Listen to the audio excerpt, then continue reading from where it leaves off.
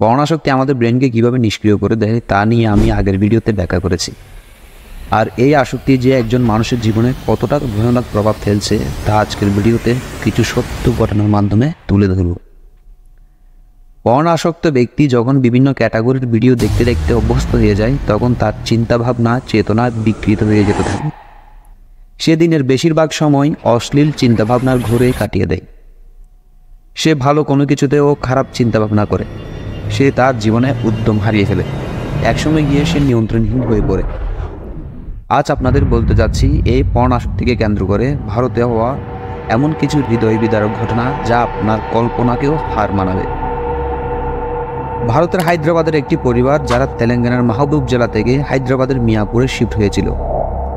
কিন্তু সেই পরিবারের 12 বছরের মেয়েটি নতুন বাসা ছেড়ে তারা আগে যেখানে থাকতো সেখানে যেতে চেয়েছিল।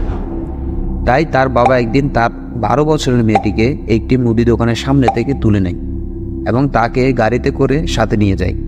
কিন্তু তিনি হঠাৎ তাকে নিয়ে একটি নিরবিচ্ছিন্ন জঙ্গলের দিকে যেতে শুরু করে এবং জঙ্গলে নিয়ে গিয়ে তাকে ধাক্কা দিয়ে ফেলে দেয় যাতে সে আঘাত পায় এবং তার রক্তক্ষরণ হওয়া শুরু হয়।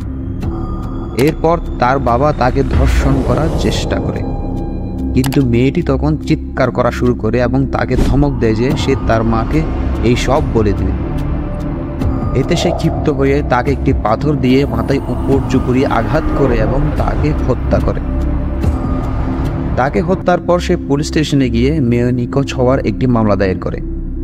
পরবর্তীতে কিছুদিন পর পুলিশ সেই মিয়াপুর জঙ্গলে একটি অর্ধগলিত লাশ পাওয়ার খবর পায়।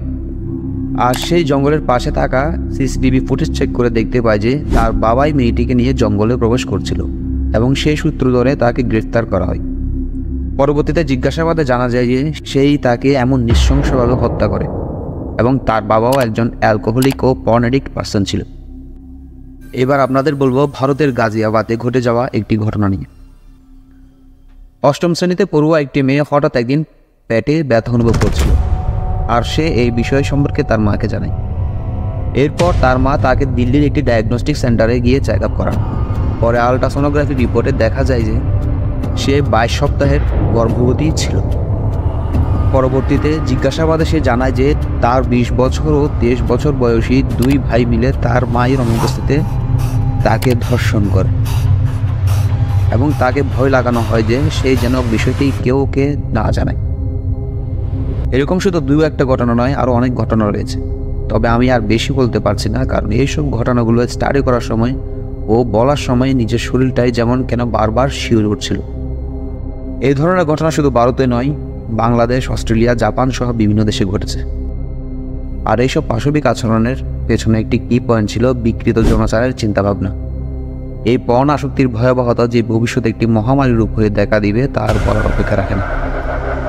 কারণ এখন ইন্টারনেট ও স্মার্টফোনের সহজলভ্যতার কারণে একজন কিশোর কিশোরী সহজেই এর অ্যাক্সেস নিতে পারছে।